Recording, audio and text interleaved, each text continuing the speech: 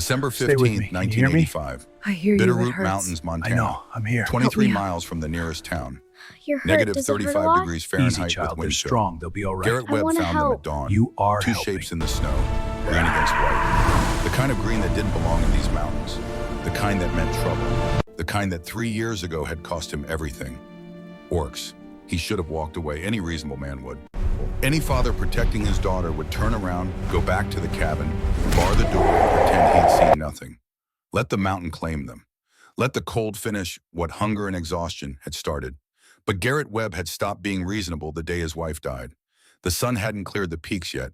The world existed in that strange pre-dawn gray where shadows stretched long and every sound carried too far. Garrett's breath came out in white plumes that froze midair and fell like tiny ice crystals. His M14 rifle hung across his back. Old habit, the kind you picked up in the Rangers and never quite shook even 5 years after discharge. He'd been heading for the woodpile when he saw the tracks. Boot prints, wrong pattern for hikers, too light for hunters, and the spacing whoever made them had been stumbling, lurching, dying. The blood trail started 20 yards into the tree line, not red, green tinged, dark against the snow like old copper. Orc blood oxidized differently than human, turned that sickly jade color when exposed to air. Garrett had seen enough of it during the border wars to know it on sight. He followed it without thinking. Muscle memory, track the wounded, assist the threat, survive. The first body lay face down in a drift. Female, tall for an orc maybe 6 feet, wearing what had once been leather armor but now hung in tatters. Her skin was that deep forest green that marked her as Iron Peak Clan. Highland orcs, warriors, the ones who'd hit the settlements hardest during the wars. Garrett's hand went to his rifle. Then he saw her breathing, shallow, barely there. Her lips had gone purple-gray with hypothermia. Ice crystals clung to her eyelashes. She'd been out here at least 2 days, maybe 3. The cold didn't kill quickly at these elevations. It took its time, made you suffer. 20 feet beyond her, he found the second one. Identical face. Twin. Younger maybe, or just less scarred. This one had managed to crawl another 10 yards before collapsing. Her hand was stretched out toward her sister. Even unconscious, even dying, she'd been trying to reach her. Garrett stood there in the snow, rifle in hand, and felt the weight of the decision settle on his shoulders like the sky itself. Leave them. That was the smart play, the safe play. The play that kept his daughter warm and fed and alive. Orcs didn't freeze in the wilderness without reason. Something was chasing them. Something worse than the cold. But then he heard it, not a voice, a memory. His wife, 3 years dead, speaking words she'd said 100 times. There are no enemies in a hospital, Garrett. Only patients. Catherine had been a nurse before the wars, had treated human and orc alike when the refugee camps overflowed, had believed right up until the day she died that peace was possible, that the fighting could stop, that people, all people, no matter their skin color or species, deserved dignity. She died for that belief, died in an orc raid on the settlement, died protecting a child who'd gotten separated from her mother during the attack. Took an arrow meant for a 6-year-old girl and bled out in the mud while buildings burned around her. Garrett had found her body hours later. The little girl was still alive, still clutching Catherine's hand, still crying for someone to help the nice lady who'd saved her. Garrett looked at the 2 dying orcs and saw Catherine's face, heard her voice, felt her judgment. Don't become what killed me.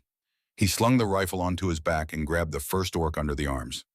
Dragging 180 pounds of dead weight through 4 feet of snow was not easy. Garrett was strong, 51 years old, but still hard from mountain living and ranger training. But by the time he got the first one back to the cabin, his lungs burned and his shoulders screamed. Cora met him at the door. 10 years old, dark hair like her mother, eyes too old for her face. 3 years of being the only woman in a house of grief had aged her in ways Garrett hated to see. Papa? Her voice was small, careful.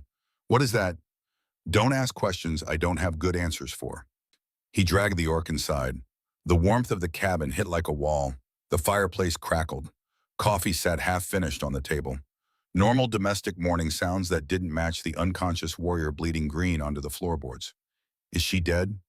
Not yet. Cora didn't move, didn't run, didn't scream. She just watched with those 2 old eyes as Garrett positioned the orc near the fire. There's another one, he said. I need to get her. Stay inside. You always say that, and you always listen. No, I don't. A ghost of a smile touched his face. Catherine's defiance, Catherine's steel spine in a small girl's body. Fair enough. Help me get her boots off. Frostbite. The second trip was harder. Garrett's muscles were already shaking. The cold had seeped into his bones. But he made it, dragged the twin sister inside and laid her next to her sibling. Cora had already started cutting away the first one's armor. Where'd you learn that? Garrett asked. You, when you taught me field medicine last summer.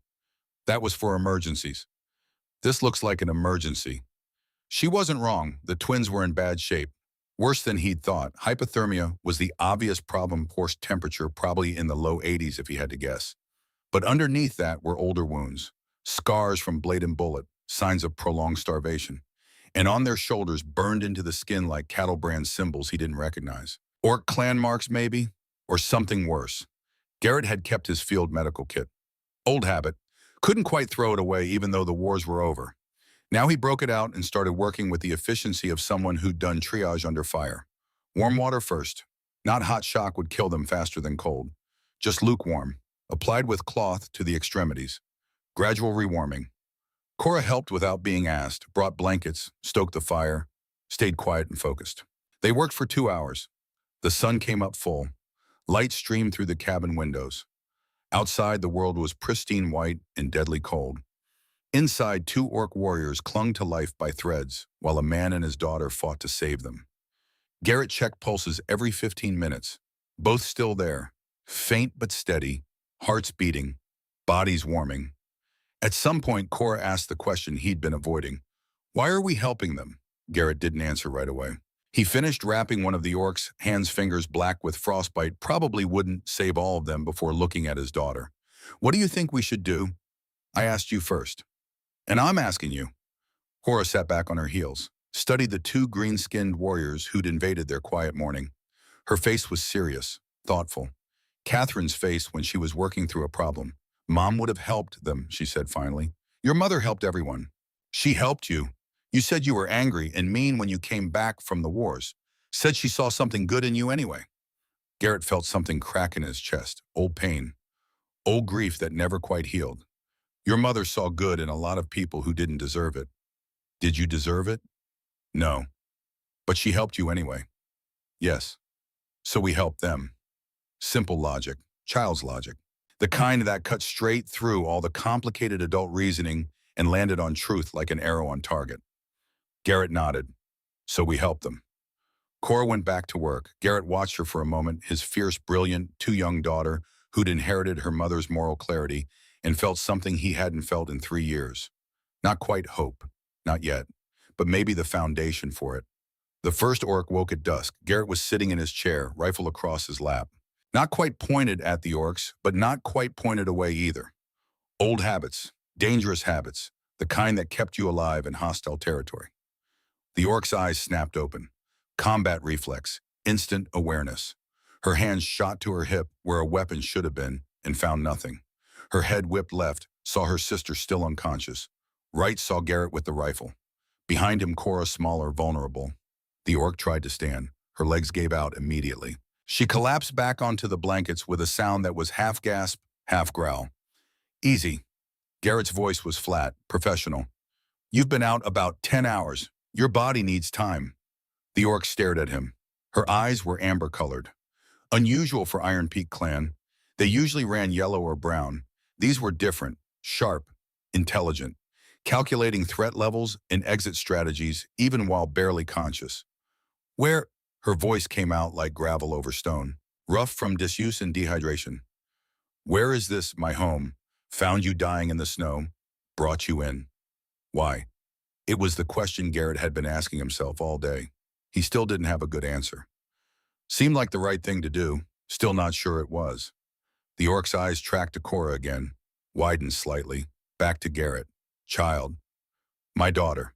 Garrett's hand shifted on the rifle, not raising it, just adjusting, making sure the orc saw it. Understood the unspoken message, I saved your life, but I'll end it just as quick if you give me reason. The orc nodded, slow, deliberate. Understand, will not harm. Better not. She looked at her sister again. Concern so obvious it transcended species. She, breathing, warming up, should wake soon. The relief that crossed the orc's face was so human it caught Garrett off guard. She sagged back against the wall, eyes closing briefly. When they opened again, they were wet. Thank you. The words sounded rusty, unpracticed, like she hadn't had cause to say them in a long time. Do not know how to. Don't thank me yet. Storm's coming. You're stuck here 48 hours minimum. After that, you leave. I don't care where you go, but you go. The orc nodded again. Cora appeared from the kitchen area carrying 2 bowls. Old military rations. The kind Garrett kept stocked because they lasted forever and didn't require much preparation. Dad says you should eat, Cora said. Her voice was matter-of-fact. No fear, just a kid doing what needed doing. Slow though, don't throw up. The orc stared at her, blinked, then looked at Garrett with something like wonder. She not afraid. She's smart enough to know you're too weak to be dangerous, and I'm here with a rifle. Plus, Garrett almost smiled, almost. She's got her mother's instincts about people. What instincts? The kind that save angry soldiers from themselves. Cora set the bowl down within reach. The orc looked at it like it might be a trap, like kindness itself might be the most dangerous thing in the room. What is your name? Cora asked. The orc hesitated. Old wariness, the kind born from years of being hunted. Kale. I'm Cora. The grumpy man is my papa. His name's Garrett, but everyone calls him Webb because his last name's Webb, and soldiers aren't creative. Despite everything, the pain, the exhaustion, the absolute strangeness of the situation, Kale's mouth twitched. Almost a smile. Kyle is good name. Cora continued, settling down cross-legged a safe distance away. Is that your sister? Yes, twin. Her name is Zara. Twins. Cora's face lit up like someone had given her the best present in the world. I've never met twins before. Can you read each other's minds? Do you feel it when she's hurt? Can you... Cora. Garrett's voice cut through the rapid-fire questions. Let her breathe. But Kyle was looking at Cora with something soft in those sharp amber eyes, something that recognized innocence and marveled at it. Many questions, like small warrior. I'm going to be a hunter like Papa when I grow up. He says I need to learn patience first, but I think patience is boring. Patience keeps you alive, Garrett said. Same thing he'd said 100 times before. Boring keeps you breathing, Cora finished, mimicking his gruff tone perfectly. Kale made a sound. Took Garrett a second to realize it was a laugh. Rough and unpracticed, but genuine. She has spirit. She has too much spirit sometimes. No such thing as too much spirit. Kale's eyes went distant, sad. Not after everything.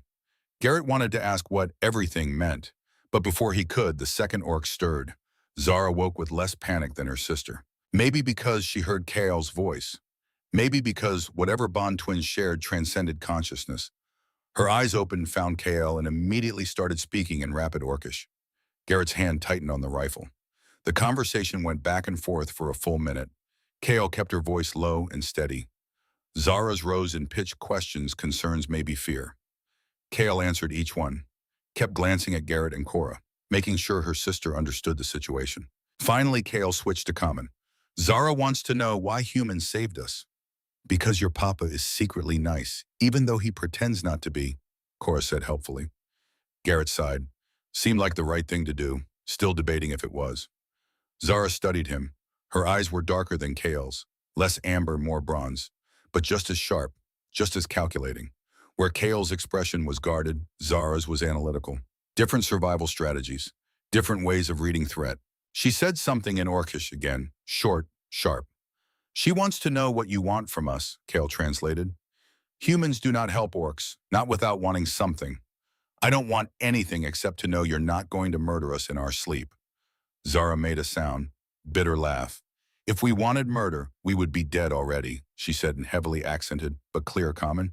Would not be here. Fair point. Cora moved closer, ignoring Garrett's warning look. What happened to you? Why were you in the snow?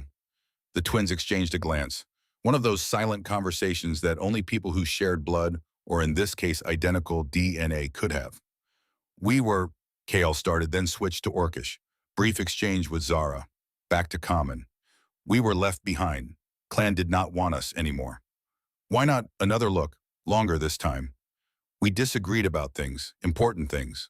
Garrett had spent enough time in intelligence during the Ranger years to recognize a carefully constructed truth when he heard one. They weren't lying, but they weren't telling the whole story either. What kind of things? Zara's jaw tightened.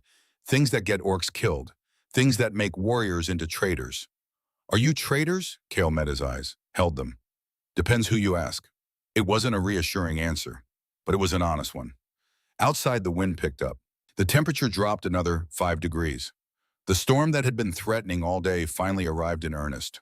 Snow began falling so thick it turned the world beyond the windows into white static. The radio crackled. Weather report. Same thing Garrett had been expecting. Roads closed, no travel possible. Storm lasting minimum 48 hours. They were stuck together, a widowed ranger and his daughter. 2 orc warriors running from something they wouldn't name. Trapped in a cabin while a Montana blizzard tried its best to kill everything outside. Garrett looked at KL and Zara, at their scarred hands and branded shoulders and too thin bodies. At the way they kept glancing at each other for reassurance. At how they positioned themselves between him and the door, even though they could barely stand. Warriors. Even dying, even safe, still warriors. He thought about Catherine, about her voice saying there are no enemies in a hospital, about her dying to protect a child she didn't know. He thought about Cora sitting cross-legged on the floor asking the orcs about their homeland with genuine curiosity instead of the fear and hatred she'd been taught to feel. He thought about the choice in front of him, the safe choice and the right choice, and how they weren't always the same thing. Storm's here, he said finally. You stay until it passes. After that, he paused. We'll see. Kale bowed her head. Small gesture. Huge meaning. Thank you. Don't thank me yet. Thank me when you're alive and gone and this didn't blow it up in all our faces. But even as he said it, Garrett knew something had shifted. Some line had been crossed that couldn't be uncrossed. The night stretched long. Cora fell asleep, eventually curled up in her bed with the door cracked open so she could hear if anything happened. The fire crackled, the wind howled, the cabin creaked and settled under the weight of ice and snow. Garrett sat in his chair, rifle across his lap, watching 2 orc warriors sleep fitfully by his fireplace. Catherine's locket hung around his neck, worn silver, her picture inside, the last piece of her he had left. He touched it now, felt the weight. What am I doing, Cat? What the hell am I doing? No answer came. The dead don't speak no matter how much you need them to. But somewhere in the wind, in the crack of the fire, in the quiet breathing of his daughter and the 2 orcs he'd saved for reasons he couldn't quite name, Garrett thought maybe he heard something. Not Catherine's voice exactly, just the memory of what she'd believed, what she'd died for. There are no enemies in a hospital, only patients. He closed his eyes. The storm raged on.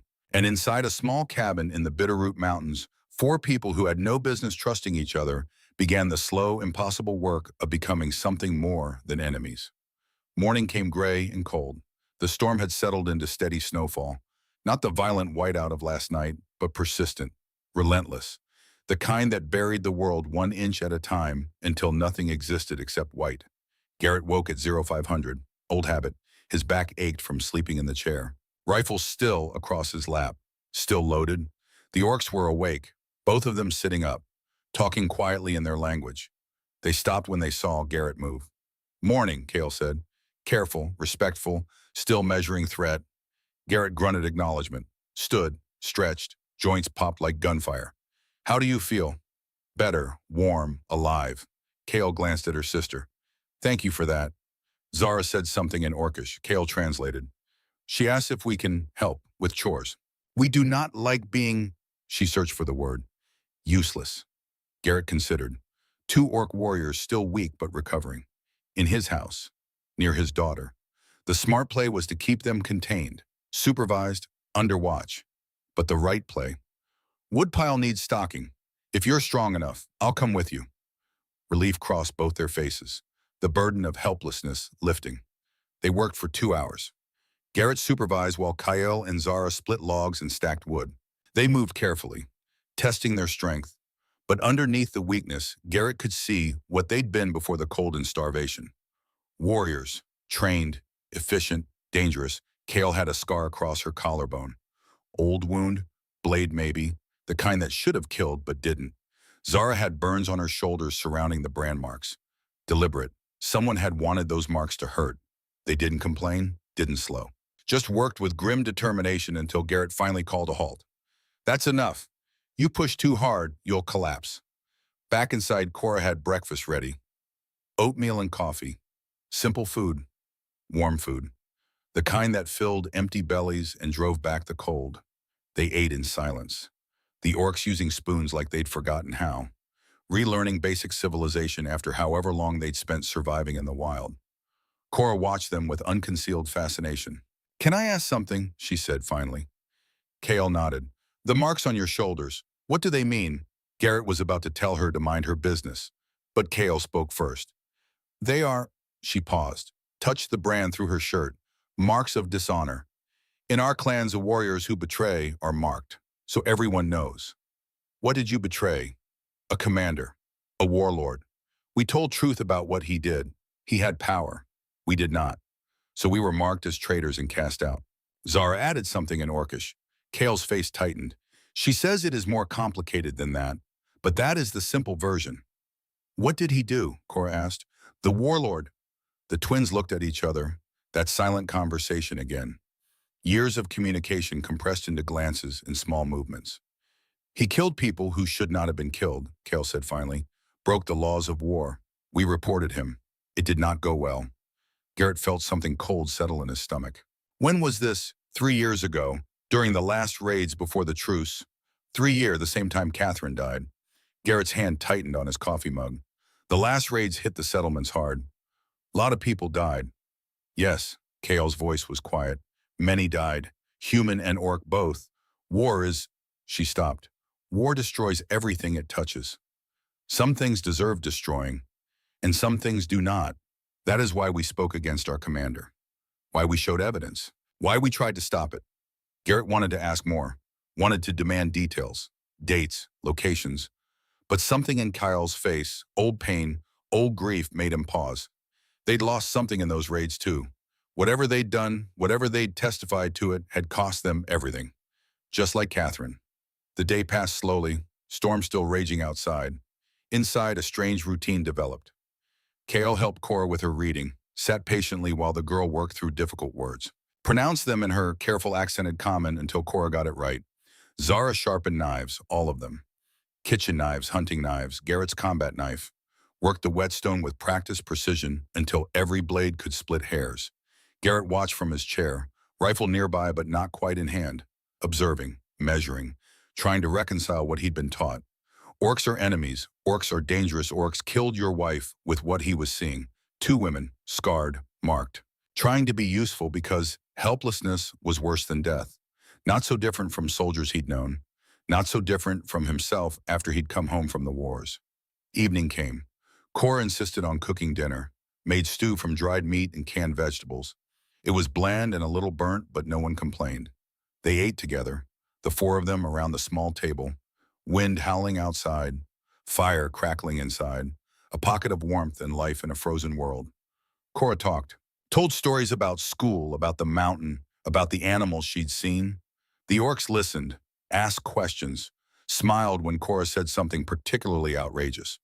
Garrett said little, just watched his daughter interact with 2 orc warriors like they were ants visiting for the holidays instead of members of the species that had killed her mother. After dinner, Cora yawned. "Bed," Garrett said. "But bed now." She went without much protest, hugged Garrett goodnight. Then, surprising everyone, hugged Kale and Zara too. "Good night. Thank you for helping with my reading." The orcs looked stunned, like physical affection was something they'd forgotten existed. "You are welcome, small one," Kale managed. After Cora left, silence fell. Heavier now, more weighted. Garrett added wood to the fire, poured himself coffee, sat back down. "She is special child," Zara said finally. "She's everything good her mother was." "Your mate, she died in the raids." Garrett's jaw tightened. "Yes. We are sorry." "Don't be. You didn't kill her." But even as he said it, doubt crept in. They'd been there, in the raids, part of the forces that had swept through the settlements. What if they had killed her? What if he'd saved the very orcs who'd put an arrow through Catherine's heart? Kale seemed to read his thoughts. "We were part of Grimvar's unit, northern settlements, last week of raids before truce. Northern settlements, not where Catherine died." Garrett felt something unclench in his chest. Small relief, temporary. "Grimvar," he said, "the warlord you testified against." "Yes. He's still alive." The twins exchanged that look again. "Yes," Kale said quietly. "That is why we ran, why we were in the mountain, Yawns. He was released from detention last month. Came looking for us. To silence you. To kill us. To make sure we cannot testify again if there are new trials. Garrett understood immediately. They weren't just running from exile. They were running from execution. How close is he? We do not know. We lost him in the storm, but he is good tracker. He will find us eventually. Garrett stood, walked to the window, looked out at the white nothing. How many men does he have? 6, maybe 7, all loyal, all trained. And you two are branded traitors, marked for death. Yes, Garrett turned back, looked at the 2 orcs who'd somehow become his responsibility. You could have told me this from the start.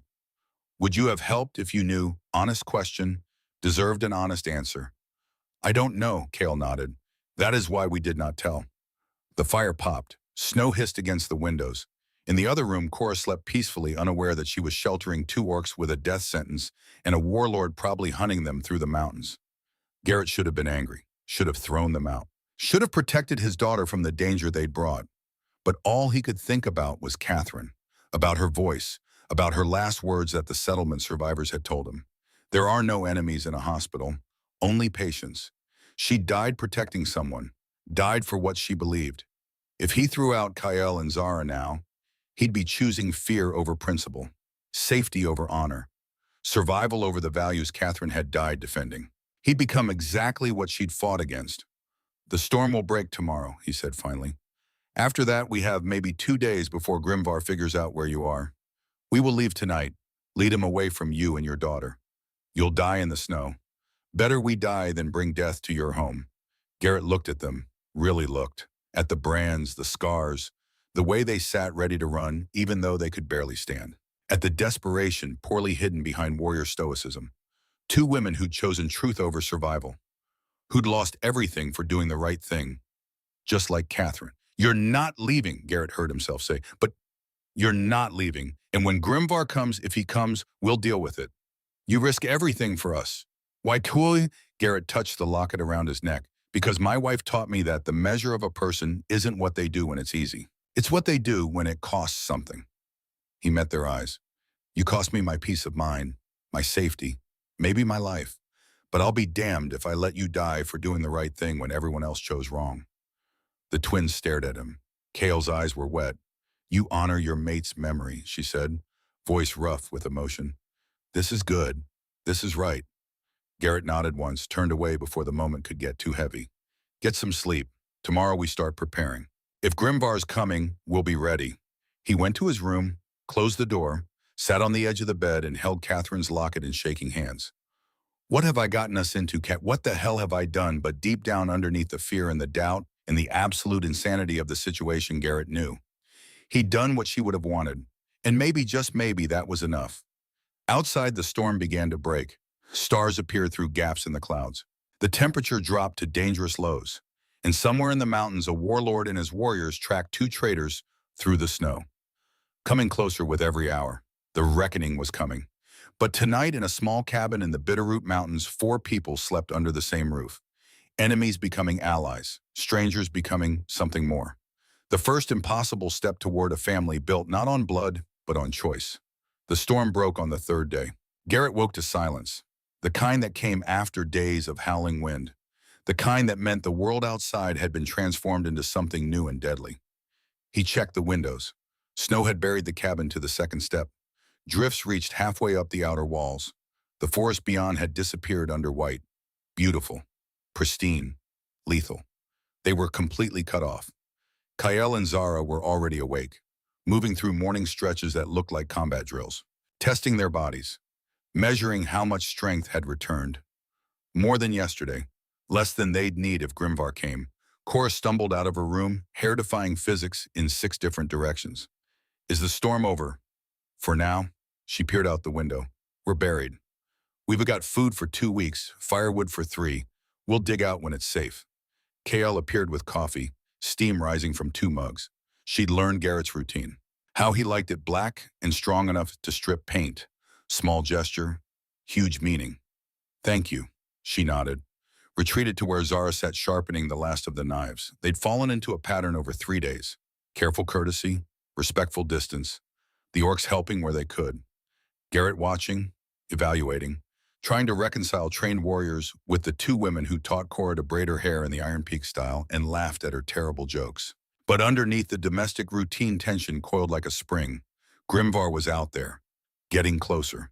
And when he arrived, the fragile peace inside this cabin would shatter into blood and fire. Garrett was drinking his second coffee when he noticed it. Something had fallen from Cale's pack, small, wrapped in oilcloth, lying on the floor near the fireplace. He walked over, picked it up. The weight felt wrong. Too heavy for cloth, too light for a weapon. That is mine.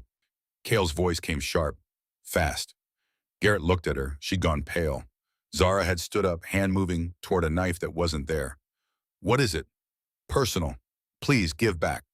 The fear in her voice stopped him.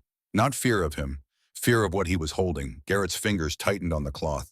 He could give it back, respect their privacy, maintain the careful trust they'd built. Or he could open it, see what these two orc warriors had carried through the mountains, what they valued enough to risk death protecting. Catherine's voice whispered, trust them. But another voice, harder, older, carved from war and loss, said, know your enemy. He opened it. Inside was a locket, silver, tarnished, delicate chain broken, but unmistakable.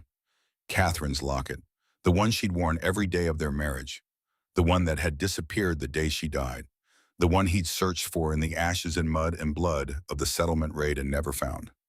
Here, in an orc's pack, the world stopped, sound cut out, vision tunneled, everything that mattered compressed into the small circle of silver in his palm. He opened it with shaking hands. Inside, Catherine's picture, smiling, and across from it, Cora as a baby, both of them preserved behind scratched glass. Where? His voice came out dead, flat, the kind of calm that came before violence. Where did you get this? Silence. Garrett looked up. Kale and Zara stood frozen, faces stricken, like they'd been caught in a crime they couldn't deny. Where did you get this? Not a question anymore. A demand backed by every ounce of barely controlled rage. Kale's voice cracked. We can explain. Explain you were there the day my wife died. You took this from her body. Cora appeared in her doorway, eyes wide, frightened. Papa, go to your room, Cora. But now, she fled, door slamming. And then it was just Garrett and the two orcs, and 3 years of grief transformed into white-hot fury. His hand went to his rifle, leaning against the wall, 5 steps away, loaded, ready. Start talking, every detail. If I think you're lying even once, I put you both in the snow and let nature finish what I should have let it do 3 days ago. Zara said something in Orcish, fast, desperate. Kale nodded, took a breath, met Garrett's eyes. Yes, we were there, April 17th, 1982. The raid on Clearwater Settlement. Your wife, we did not kill her, but we were there when she died. April 17th, the date burned into Garrett's memory like a brand, the day the world ended. Tell me. His voice was still too calm, too controlled. Tell me everything. Now. And Kale began to speak. Kale's voice was quiet, steady, like she'd rehearsed this 1,000 times, like she'd known one day she'd have to confess. We were soldiers in Grimvar's unit, Warband Iron Peak, 40 warriors. I was lieutenant. Zara was scout. We had served 5 years. Good soldiers. Loyal. She paused, swallowed. Grimvar is warlord of the northern reaches, powerful, connected to the clan chiefs, to the war councils. He had respect, authority. We followed his orders because that is what soldiers do. Garrett said nothing, just stared, rifle still out of reach, but getting closer in his mind. The raid was supposed to be quick, in, take supplies, out, no casualties. That was the mission brief. That was the law of war during the truce talks. Zara spoke, first time using common in front of Garrett without prompting. But Grimvar, he lied. He not want supplies. He want blood. Kale continued. We entered the settlement at dawn, 40 warriors, against maybe 100 humans, civilians mostly, some militia. Your rangers had pulled out the week before. We knew this. Grimvar knew this. Garrett's jaw tightened. He remembered the withdrawal. Ordered by command because the truce was imminent, leaving the settlements undermanned, vulnerable. We secured the perimeter, standard operation, no resistance yet. Then Grimvar gave new orders. Kale's voice dropped. Kill anyone who resists. Take prisoners, show strength, make humans fear. Zara's hands clenched. I say to Kale, this is wrong. This breaks law. She agreed. We go to Grimvar, say we cannot follow this order. He hit me. Kale touched her jaw, like the bruise was still there. Said there is no law, no rules, only victory, only power. Said we follow orders or we are traitors. So we tried to follow orders without following them, Zara continued. We fire above heads, warning shots, make people run but not kill. Kale's voice broke. But Grimvar saw. He was furious. He took rifle from Zara. He aimed at crowd of fleeing civilians. He fired. Garrett couldn't breathe. 14 shots, 14 people fell. 14. He'd found 14 bodies when he'd arrived. 14 civilians cut down while fleeing. The sight that had broken something in him that never quite healed. Your wife. Kale's eyes were wet now. She was there, at the chapel, helping people evacuate. She had Red Cross armband, medical personnel, protected by treaty. Grimvar didn't care about treaties, Zara said bitterly. He saw her helping a child. Little girl, maybe 5 years old, human child separated from mother. Your wife was trying to get her to safety. Garrett's vision blurred. He remembered. The girl, found her alive in the chapel, crying over Catherine's body, saying the nice lady had saved her. Grimvar raised his weapon, aimed at the child, said no witnesses, no mercy. He fired. The world was spinning. Garrett gripped the table to stay upright. Your wife saw. She moved, put herself between bullet and child. The shot hit her back, high, near the spine. Catherine, always protecting, always choosing others over herself. She fell. Child was safe beneath her. But your wife, she was dying. Kale's voice was barely a whisper now. I ran to her. Zara covered me. Grimvar was laughing. Said, good shot, one less human-loving traitor. I knelt beside your wife. She was still conscious. Garrett made a sound, not quite human. She looked at me, at my face, my green skin, my armor. She knew what I was, knew I was enemy, but she smiled. What did she say? Garrett's voice was gravel. She asked if the girl was safe. I told her yes. She smiled wider. Said, good, that's all that matters. Then she looked at me very seriously. She said, Kael closed her eyes. She said, tell my husband there are no enemies in a hospital. Only patients. Tell him don't become what killed me. Tell him to love our daughter enough for both of us. The cabin was silent except for Garrett's ragged breathing. Then she died. We tried to help. Tried to stop bleeding, but the wound was too severe. She died in my arms. Green-skinned orc arms. And she died at peace. Zara spoke. I took the locket, and I wrote down her last words exactly. In common, so we would not forget, so we would have proof of what Grimvar did. We carried her body to the chapel, later with the others, said prayers in Orcish and common both. Then we collected evidence, names of dead, witness statements, the locket, everything. We brought it to the War Council, Kale said, showed them proof, showed them what Grimvar did, how he violated every law of war, how he murdered protected personnel, how he created atrocities that would destroy any chance of peace. They laughed at us. Zara's voice was bitter, said we were weak, said war has no rules, said Grimvar was hero for being strong. We refused to stop. We went higher, to the clan chiefs, to the circle of elders. We testified, again and again, showed the locket, told Catherine's last words, demanded justice. Kale touched the brand on her shoulder. This was our answer. Marks of dishonor, branded as traitors, sentenced to exile. Grimvar sent to detention for 6 months to appease the humans. But his power remained, his influence grew, and we were cast out, Zara finished, told to die in wilderness, told our names would be erased.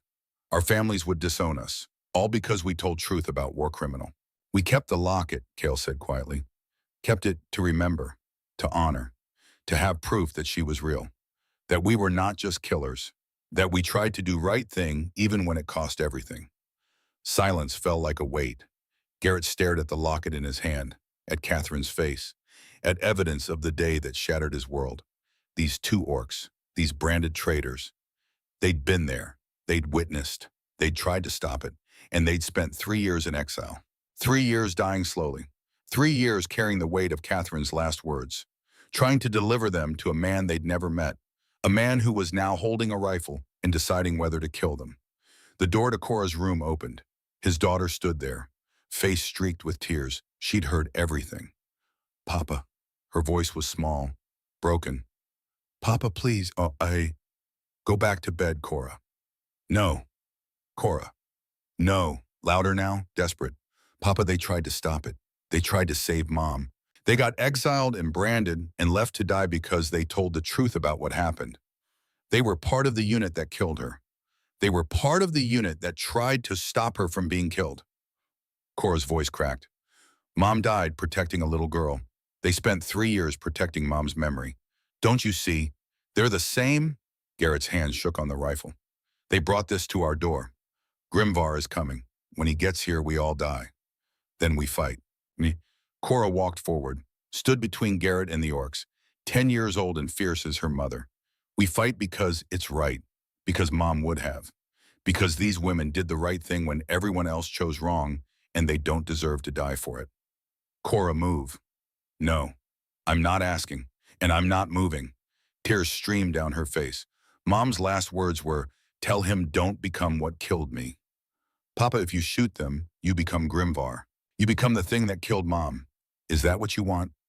The rifle felt like it weighed 1,000 pounds. Garrett looked at his daughter, at her mother's courage burning in young eyes. Looked at Kyle and Zara, at 3 years of suffering carved into their faces, at the brands that marked them as traitors for choosing honor over obedience.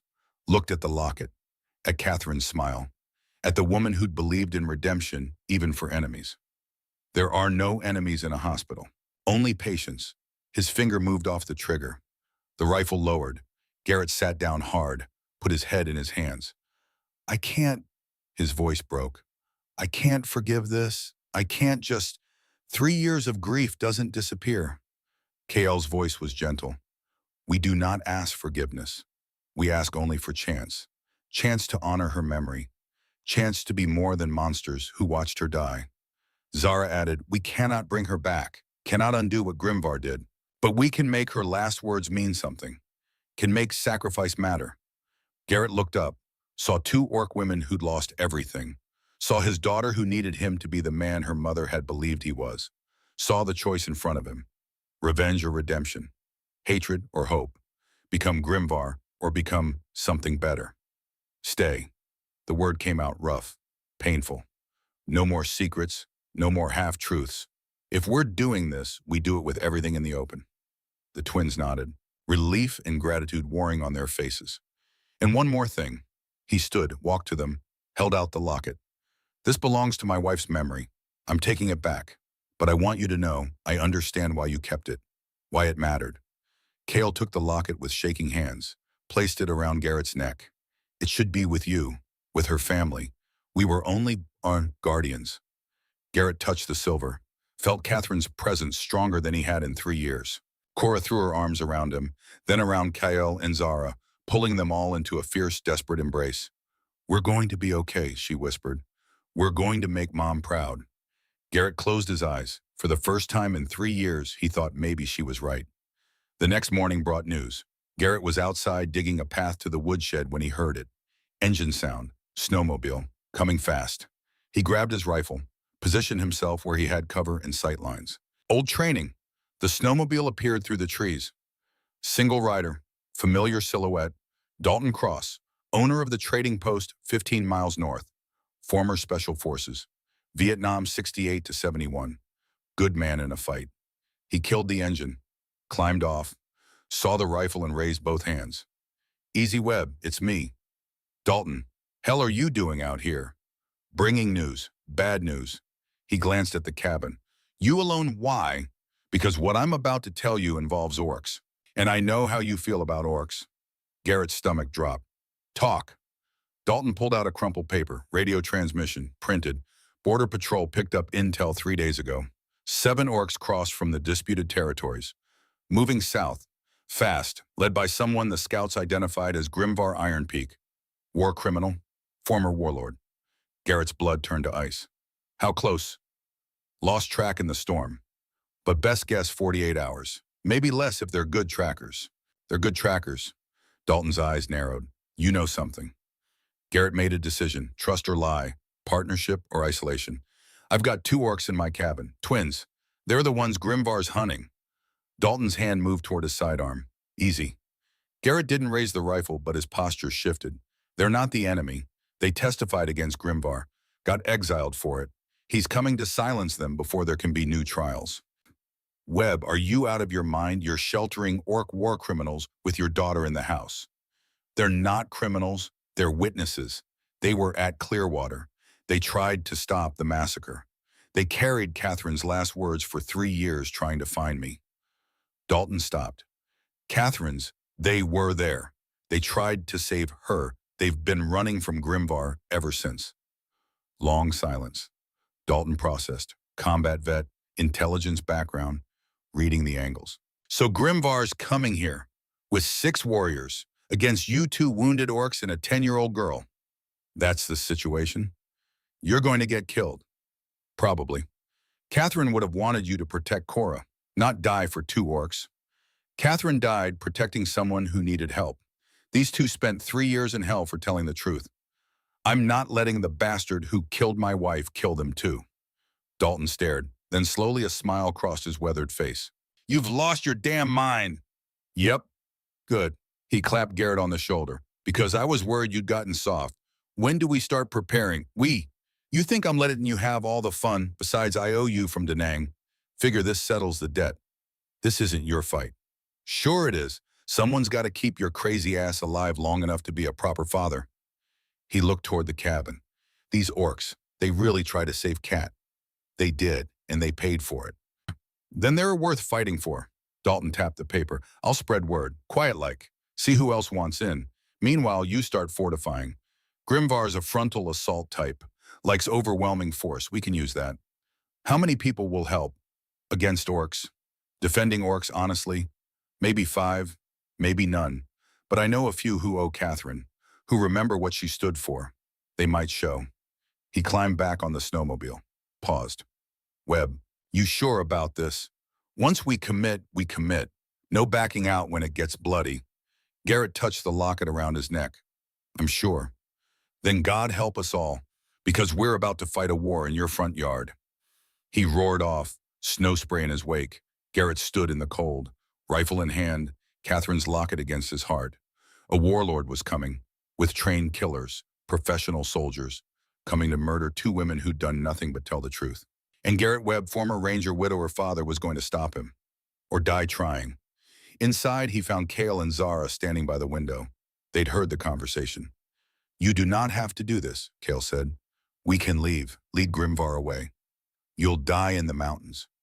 We have been dying for 3 years. What is few more days? No, Garrett's voice was firm. You stay. We fight. We win. Zara shook her head. You do not understand. Grimvar he is apex predator. 7 warriors, all veterans. Against handful of humans and 2 exiles, we cannot win. Then we'll make him bleed for every inch. Make him pay a price he doesn't want to pay. Make him decide we're not worth it. He will not stop. Kale searched for words. We are staying on his honor. He will kill everyone to erase us. Then we kill him first. The twins stared. Cora appeared. We're really fighting. Yes. Can I help? No. Papa, you stay in the bunker. The root cellar. Dalton and I dug it after your mother. You stay there until it's over. But this is not a debate, Cora. His voice softened. Your mother died protecting someone. I won't let you die because I'm trying to do the same. You stay safe. That's the deal. She nodded reluctantly. Good. He looked at Kyle and Zara. Now, you know Grimvar's tactics, his patterns, his weaknesses. Time to share everything. We've got 48 hours to turn this cabin into a fortress and 7 civilians into a fighting force. Let's get to work. The twins exchanged glances. Then Kyle nodded. We will teach you everything we know. Grimvar's pride is his weakness.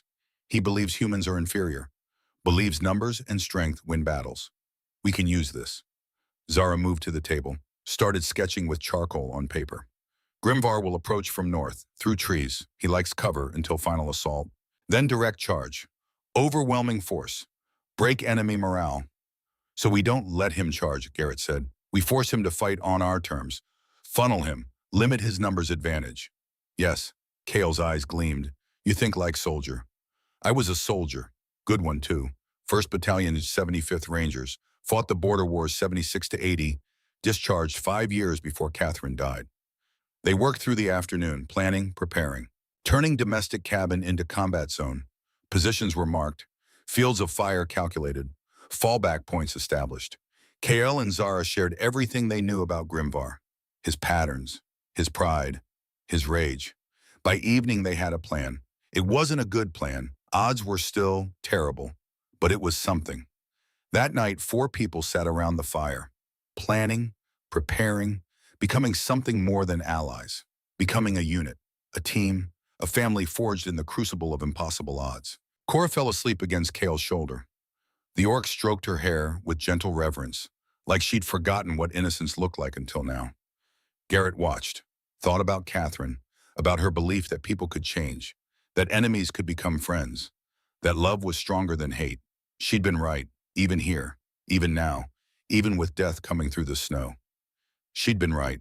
Dalton returned at dawn with news. 3 people willing to fight, Doctor. Marcus Reynolds, former Navy corpsman, owed Catherine for saving his son during the raids.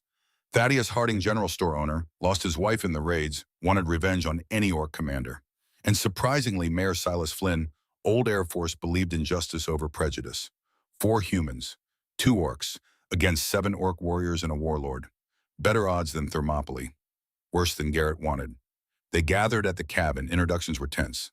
Harding stared at Kale and Zara with open hostility until Reynolds put a hand on his shoulder. They're the reason we know who to blame for Clearwater. They're the reason Grimvar got punished at all.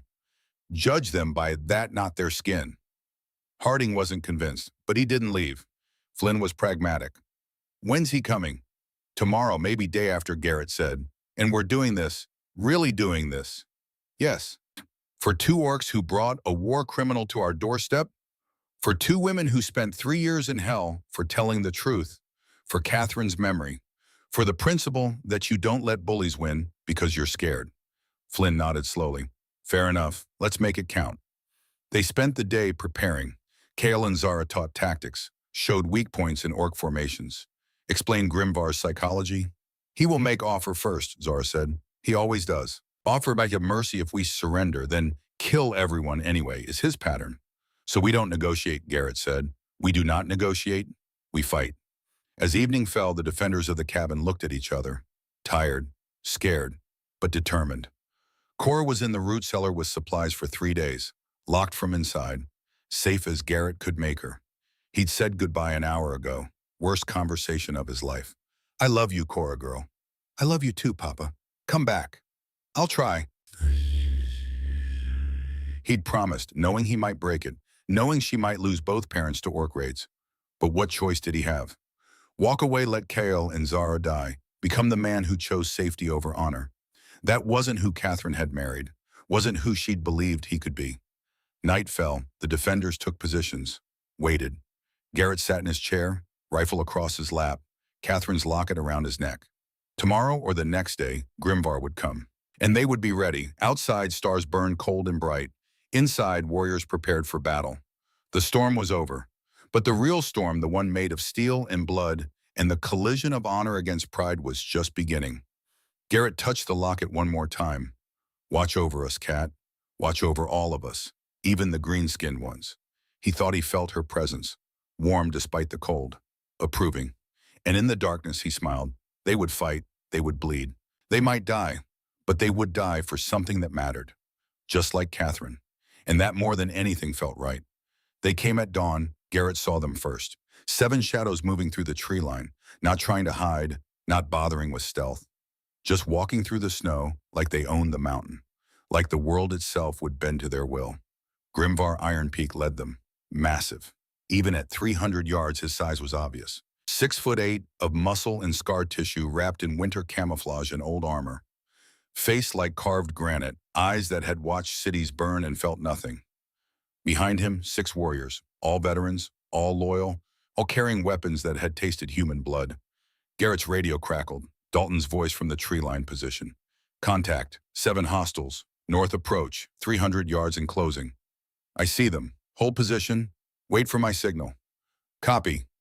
Garrett looked at his defenders. 4 humans spread across defensive positions, Reynolds in the cabin with medical supplies, Harding in the woodshed with a hunting rifle, Flynn in the barn with a shotgun, Dalton in the trees with a scoped rifle, and beside Garrett at the cabin's second-floor window, Kale and Zara, armor repaired as best they could, weapons borrowed from Garrett's collection, faces set like stone. "That him?" Garrett asked. Kale's voice was flat, dead. "That is him." "You sure you want to do this?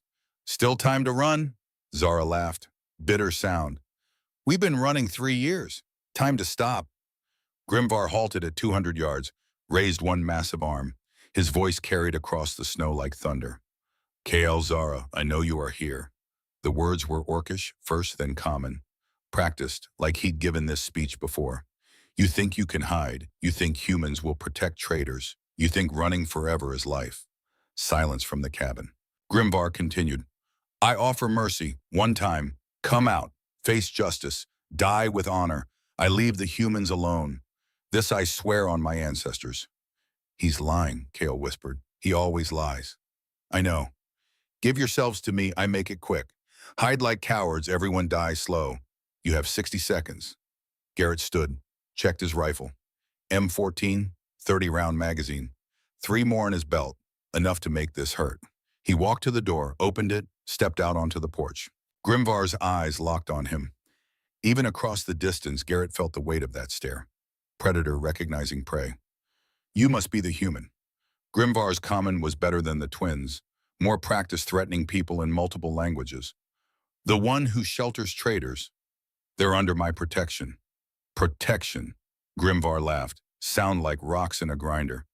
One human with gun thinks he can stop warband. You are brave, or stupid. I'm a father and a former ranger, and I've killed enough of your kind to know you bleed just like everyone else." Something shifted in Grimvar's expression. Recognition, maybe. "Ranger, which unit?" "1st Battalion, 75th Regiment. Fought in the border wars, 76 to 80. "Ah," Grimvar nodded. "You killed orcs then. Good orcs. Honorable warriors. And now you defend traitors who betrayed their own?" "I defend 2 women who had the guts to tell the truth when everyone else chose to lie. Women who spent 3 years in hell because they wouldn't cover up your war crimes." The word hung in the cold air. "War crimes." Grimvar's face darkened. "You know nothing of war, nothing of what it takes to lead, to make hard choices. I know you murdered 14 unarmed civilians at Clearwater Settlement. I know you shot my wife in the back while she was protecting a child. I know you violated every law of war because you're a coward who hides behind superior numbers and calls it strength." Dead silence. Then Grimvar's face twisted into something ugly. Rage and recognition colliding. "Morrison, Garrett Morrison, the woman with the Red Cross. She was your mate." "That's right. She died well. Tried to be hero. Failed. Just another body." Garrett's finger moved to the trigger. 200 yards. Extreme range for the M14, but doable. One shot, and this now. But Grimvar had 6 warriors. They'd scatter. Attack from multiple angles. Kill everyone. Not yet. "You want Kyle and Zara," Garrett said, voice steady despite the fury burning his veins. "You go through me first." "Through you," Grimvar laughed again. "You and what army, human?" Dalton's voice came from the trees, amplified by Bullhorn. "Through all of us." Figures appeared. 4 humans. Not many, not enough. But standing, armed, ready. Grimvar's expression shifted. Surprise. Then calculation. Then something like respect. "You make this interesting. 7 warriors against," he counted. 5 humans and 2 traitors. Better odds than I expected. "Leave now," Garrett said. "Walk away. Live." "I am Warlord." Grimvar's voice rose. "I do not retreat from humans. I do not leave loose ends. I do not show weakness." He raised his weapon. Massive war axe. Old steel. Bloodstained. "Last chance, Morrison. Give me the traitors. Everyone else lives. This I swear." "Your oaths are worthless." "Then you all die." Grimvar roared. Signal for attack. 7 orc warriors charged through the snow. Garrett dove back inside. Contact. The battle began. Dalton fired first. Crack of the rifle. Clean sound. Beautiful sound. 170 yards. An orc warrior dropped. Headshot. Dead before he hit the ground. 6 left. They scattered. Professional reaction. Finding cover behind trees and snowdrifts. Returning fire with crossbows and old firearms. Not military grade, but deadly enough. Bolt thudded into the cabin wall 6 inches from Garrett's head. He returned fire. 3-round burst. Center mass on the nearest warrior. Green blood sprayed. The orc stumbled but didn't fall. Armor took most of it. Kale and Zara were firing from the second floor. Controlled bursts, picking shots. They knew these warriors, knew their patterns, used that knowledge. Another orc went down. Zara's shot, throat, gurgling scream cut short. 5 left, including Grimvar. Flynn's shotgun roared from the barn. Buckshot at 50 yards, caught one warrior crossing open ground, shredded his leg. He went down screaming. 4.5. Grimvar was shouting in Orcish. Orders. Tactical changes. He'd underestimated them. Thought this would be easy. Finding out different. The warriors regrouped, started coordinated advance. 2 providing covering fire while 2 moved forward. Leapfrog pattern. Military precision. They're adapting, Kale shouted. Grimvar is trained. He will not keep charging. Then we make him angry. Make him stupid. Garrett stood in the window. Full exposure. Aimed at Grimvar. Hey, coward, hiding behind warriors. You killed my wife. Come face me yourself. Grimvar's head snapped up. Locked eyes with Garrett across the distance. Pure rage. He bellowed something in Orcish. His warriors hesitated. He bellowed again, louder. They fell back. Grimvar started forward, alone. Massive axe in both hands, walking through gunfire like it was rain. Garrett fired, hit him center mass.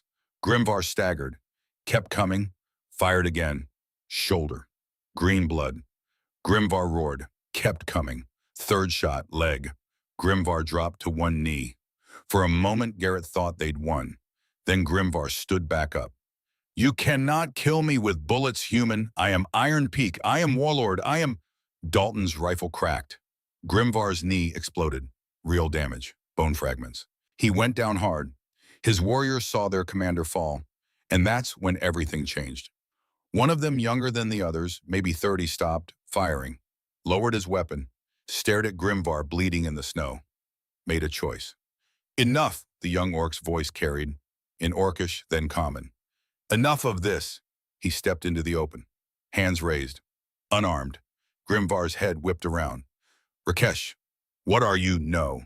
The young orc Rakesh kept walking forward, toward the cabin. No more. No more dying for your pride. No more killing for your lies. He looked at his fellow warriors. He lied to us about the mission. About Kyle and Zara. About everything. One of the other warriors lowered his weapon. Then another. Grimvar screamed, Traitors, all of you, I will. You will do nothing. Rakesh's voice was steel. You are wounded, defeated. Your power is broken. He turned to Garrett. We surrender. We will testify. Tell truth about Grimvar, about Clearwater, about all of it. Just stop the killing. Garrett didn't lower his rifle. Why should I trust you? Because I was there, at Clearwater. I saw what he did. Saw him kill your mate. Saw Kale and Zara try to stop him. Everything they said is true. He pulled something from his pack. Letters, documents, evidence. I kept records. Everything Grimvar did. Every crime. I was too coward to speak before. But no more. If I die today, let it be for truth, not for his lies. Kale appeared at the window, stared at Rakesh. Recognition. You were there. You saw. I saw, and I am sorry. Sorry I did not speak when you did. Sorry you suffered alone. The other warriors were moving forward now.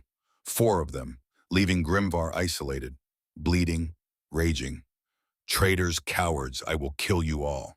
But he couldn't stand, couldn't fight, could only scream impotently while his own warriors abandoned him. Garrett kept his rifle trained on them.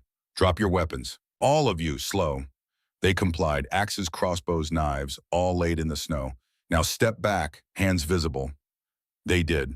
Dalton emerged from the trees, rifle ready, covered them while Garrett approached. This a trick? Dalton asked quietly. I don't think so. Rakesh knelt in the snow. The others followed. We submit to human justice. We will testify. Everything we know, everything Grimvar did. Why now? Garrett demanded. Why not 3 years ago when it mattered? Because we were cowards. Because we feared Grimvar more than we feared our own dishonor. Rakesh's voice broke. Because we watched Kyle and Zara be branded as traitors for telling truth and we said nothing. We are guilty too. We know this. We accept judgment. Grimvar was still screaming. cursing, threatening, until Kyle and Zara walked out of the cabin. The twins approached Grimvar, looked down at the warlord who'd destroyed their lives. 3 years, Kale said quietly. 3 years we ran. 3 years we carried shame of being called traitors. 3 years of exile for doing right thing. Grimvar spat blood. You are traitors. Weak. Pathetic. You deserve everything. Zara kicked him in the face, hard. His head snapped back. We deserve justice, which we will get.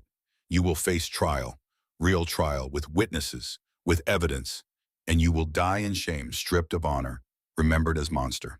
She looked at Rakesh and the others. You will testify. We will. Then maybe some good comes from this. Maybe truth finally wins. Garrett watched it all. The collapse of Grimvar's power, the redemption of cowards finding courage, the vindication of 2 women who'd lost everything for principles. It wasn't the ending he'd expected. But maybe it was better. Dalton, radio the authorities. Tell them we have Grimvar Iron Peak in custody. 6 witnesses ready to testify. Evidence of war crimes. On it. Garrett turned back to the prisoners. You'll wait in the barn, under guard. Anyone tries to run, we shoot. Understand? We understand. We will not run. Running is what cowards do. We are done being cowards. As they led the orcs away, Reynolds emerged from the cabin. No casualties on our side. Flynn took a bolt in the shoulder, but he'll live. Good. That's a sound behind him. Garrett turned. Grimvar had found a throwing axe on his belt. Was raising it, not at Garrett, at Cora. The root cellar door had opened. She'd heard the fighting stop. Come out to check. Standing in the open. Exposed. Vulnerable. And Grimvar, wounded, bleeding, dying, saw her. Saw the little girl standing there. Saw Garrett's face. Saw the love. The weakness. No. Garrett's scream. Grimvar threw. Perfect form. Perfect aim. The kind of throw practiced 10,000 times. The kind that doesn't miss. The axe spun through the air. Zara saw it. Saw the trajectory. Saw the girl. Saw the choice. She moved. Fastest thing Garrett had ever seen. Blur of motion. Zara crossed 15 feet in a heartbeat. Grabbed Cora. Threw her backward into the cellar. Put her own body where Cora had been. The axe hit. Blade sank deep between Zara's shoulders. Through the spine. Out through the chest. She made a sound. Small. Surprised. Like she couldn't quite believe this was how it ended. Fell to her knees. Zara! Kale's scream tore the air. Garrett was moving, rifle up. Found Grimvar trying to crawl away. Put 3 rounds through his skull. Warlord, killer, war criminal, dead in the Montana snow. But Garrett didn't care. He ran to Zara. She was on her side, Cora beneath her. Protected. Safe. The axe was still buried in Zara's back. Blood pooling. Too much blood. Don't move her. Reynolds was there. Medical training, already assessing. Face going pale. Jesus, the axe severed the spine. If I pull it out, she bleeds out, Garrett finished. If you don't, she dies anyway. Minutes at most. Kale dropped to her knees beside her sister. Started speaking in Orcish. Fast, desperate, pleading. Zara answered, weak voice, getting weaker. What's she saying? Garrett asked. Kale's face was streaming tears. She says it is okay. She saved the girl. That is enough. That is everything. Cora was crying, screaming. No, no, no, please, no, don't die, please. Zara reached out with a shaking hand, touched Cora's face. Small one. Voice like whisper, like wind through leaves. You, safe. Yes, please, you saved me. Please don't die. Good. Smile. Peaceful. Catherine, she would be proud. We both died. Same way. Protecting innocent. Choosing love. Her eyes found Garrett. You take care of sister, of small one. You make family, you promise. I promise. Good man. Good father. Catherine, she was right about you. Her hand found Kale's. They spoke in Orcish, sister to sister. Last word, last love. Words only twins could share. Then Zara looked up at the sky, at the clouds breaking, at sun finally burning through. Tell them, she coughed, blood on her lips. Tell them I died, protecting innocent. Not traitor, not coward, hero. You are hero, Kale sobbed. You are my hero, always were. Love you, sister. Love you. Zara smiled one more time, and died. The silence that followed was absolute. Cora was screaming. Garrett held her, pulled her away from the body, let her cry into his shoulder while he stared at the orc woman who'd given everything to save his daughter. Kale sat motionless, hands still holding her sister's, twin bonds severed, half of her soul gone. She started singing, low, mournful, orcish funeral song, old as the mountains. The others stood silent, paying respect, human and orc together, grieving the loss of someone who'd proven that courage had no species. Rakesh and the other orc warriors knelt, bowed their heads, tears streaming. She died with honor, Rakesh said quietly. More honor than any of us. She will be remembered. We will make sure of it. The sun rose over the battlefield. 7 orc bodies, Grimvar dead at last. 6 warriors surrendered. And Zara, who died the way Catherine had died, protecting a child, choosing love over survival. Garrett closed his eyes. Thank you, he thought. Hoped somehow she could hear. Thank you for my daughter. Thank you for being brave. Thank you for being exactly who Catherine believed people could be. The war was over, but the cost would echo for years. They buried Zara 3 days later. The ground was frozen. Took all of them working in shifts to dig the grave deep enough. 6 feet down, proper depth, proper respect. Garrett had a spot picked out on his property, near the cabin. View of the mountains she'd crossed to find redemption, right next to Catherine's grave. Kale had protested at first. She is orc. Your mate is human. They should not. They died the same way, for the same reason. They belong together. Kale had no answer to that. The funeral was larger than expected. The 7 who'd fought, the 6 orc warriors who'd surrendered, plus townspeople who'd heard what happened, who'd heard about the orc who died saving a human child. They stood in the cold while Kale sang her sister to rest. The orcish song was beautiful, haunting, about mountains and starlight and warriors who found peace. When she finished, Garrett spoke. I didn't know Zara long. 3 days of care, 2 days of planning, 1 day of battle. Not much time to know someone.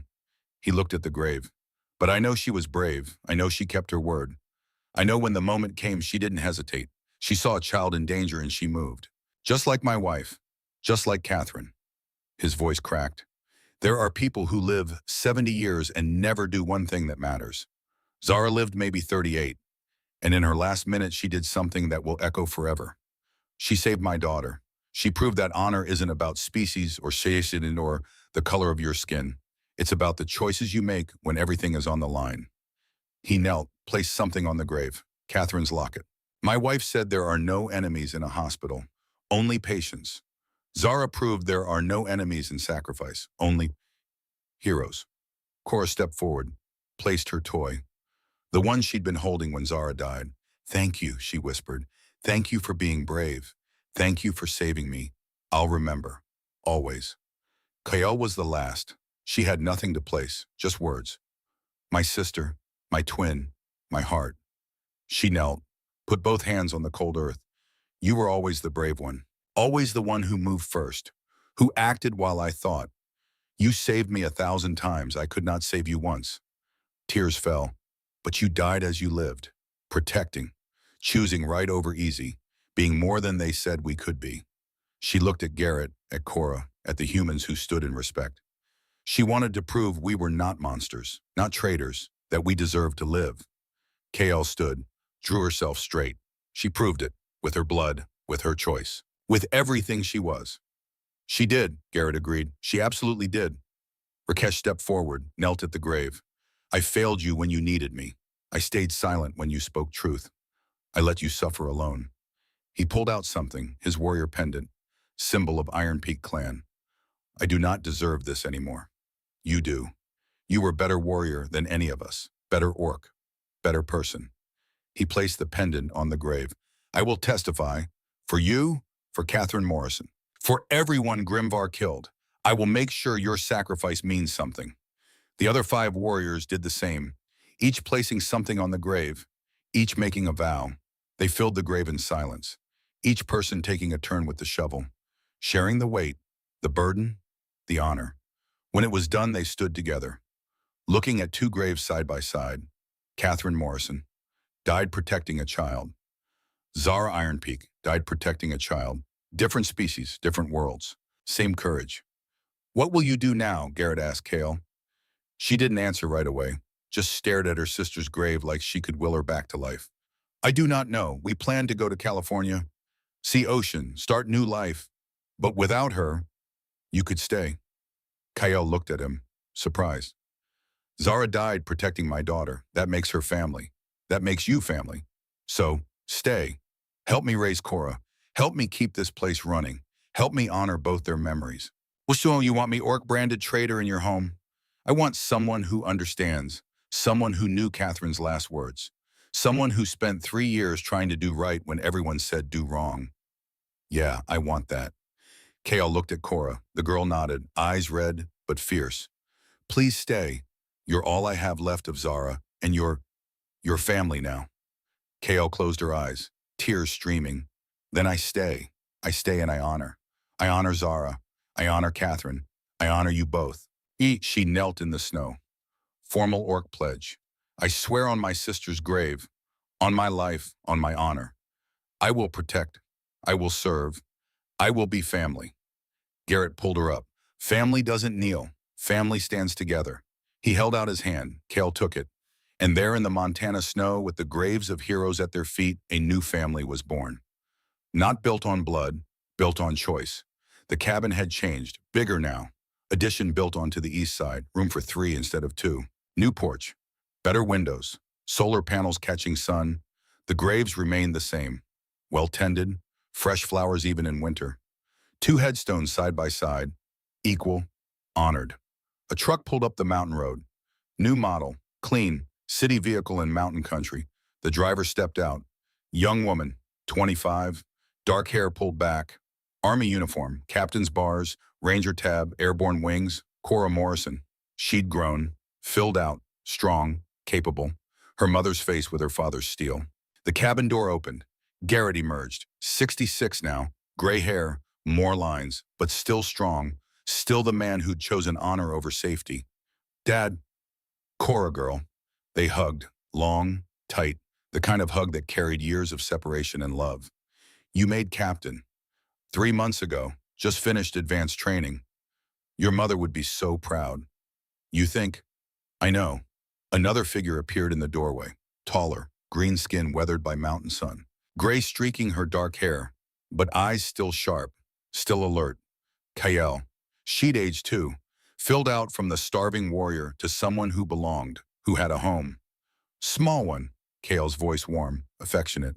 You have come back. Aunt Kale. Cora hugged her just as tight. Of course I came back. Couldn't miss the anniversary. The 3 of them walked to the graves together. 15 years since the battle. 15 years since Zara died. 15 years of healing and growing and becoming family. Cora knelt at Zara's grave, placed her hand on the stone. Hey, it's me. Captain now, can you believe it? Me, the kid who couldn't sit still in school. Now I'm leading a platoon. She smiled. I tell them about you, about what you did, about how courage doesn't care what you look like or where you're from, just about the choices you make when it matters. Garrett knelt beside her at Catherine's grave. Hey, Kat, Cora's home. She's amazing, just like you, just like Zara, just like everyone who's proven that love is stronger than hate. He touched the stone. We did it. We raised her right, made her into someone who sees people not sides, someone who protects the innocent, someone who makes you proud. Kale stood between the graves, hand on each stone. Sister, friend, you both taught us, showed us the way. We carry you with us every day. They stood in silence, 3 people from different worlds, united by loss and love and the choice to be better than their worst moments. Finally, Cora spoke. Dad, I got deployment orders. Kosovo, peacekeeping mission, human and orc troops working together for the first time. Garrett looked at her, pride and fear warring on his face. When 2 months. Dangerous, very, but necessary. Someone has to show it can work. That old enemies can become allies. That Catherine and Zara were right. She stood, faced him fully. You taught me to be brave. Aunt Kale taught me to think before acting. Mom taught me through you that there are no enemies in a hospital, only patience. She touched the ranger tab on her shoulder. And Zara taught me that when it matters most you move. You protect.